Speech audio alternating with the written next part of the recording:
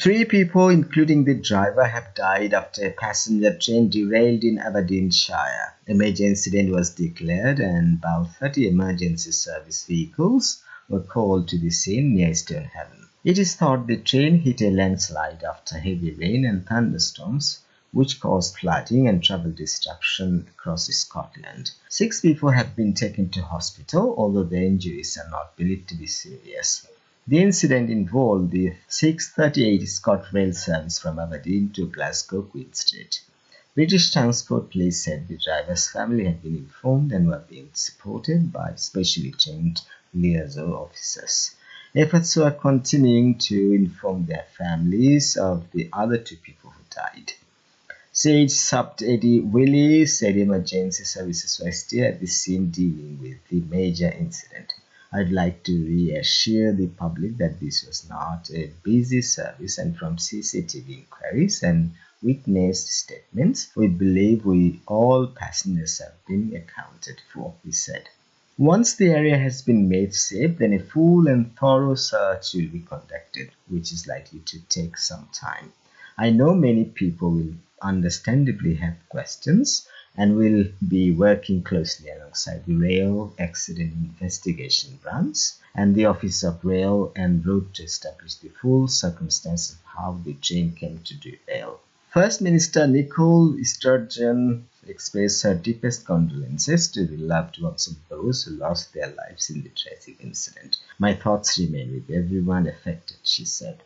Prime Minister Boris Johnson earlier said he was saddened and that his thoughts were with all those affected. The train which derailed was made up of 2 locomotives at the front and back and 4 carriages. British Transport Police said its officers had been called to the scene at about 9:43. A few minutes later, Network Rail tweeted that there had been reports of a landslip at Carmont and that services between Dundee and Aberdeen had been halted.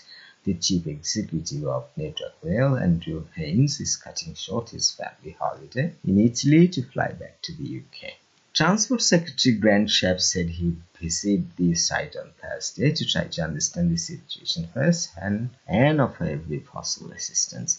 NHS Grampian confirmed it was on a major incident footing, and ScotRail said it was assisting the emergency services. The RMT Union's Mike Lynch said the facts behind this incident need to be established in due course, but at this stage we are focused on support and assistance, and our thoughts are with all those impacted by this tragedy. Kevin Lindsay, Scotland organizer for the SLA Train Drivers Union, said, our thoughts tonight are with all those who died and who were injured in the tragic accident.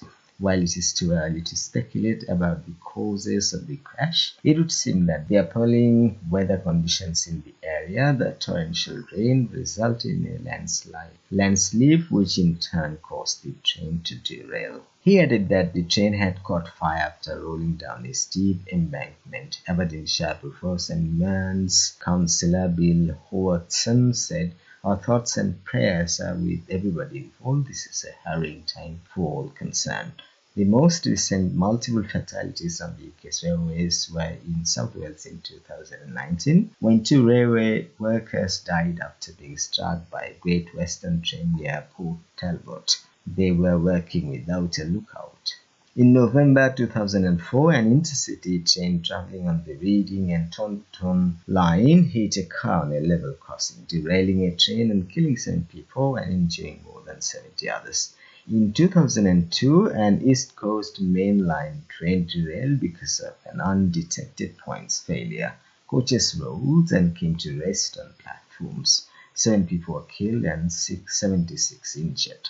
In February 2001, 10 people were killed in the Great Heck Rail crash near Selby when a train struck a Land Rover that had rolled onto the track because the driver had fallen asleep and was derailed into the path of another train. In October 1999, at Ladbroke Grove in London, 31 people were killed in a head-on collision after a driver passed a signal. Source BBC News. Please subscribe to my channel. Thanks for watching.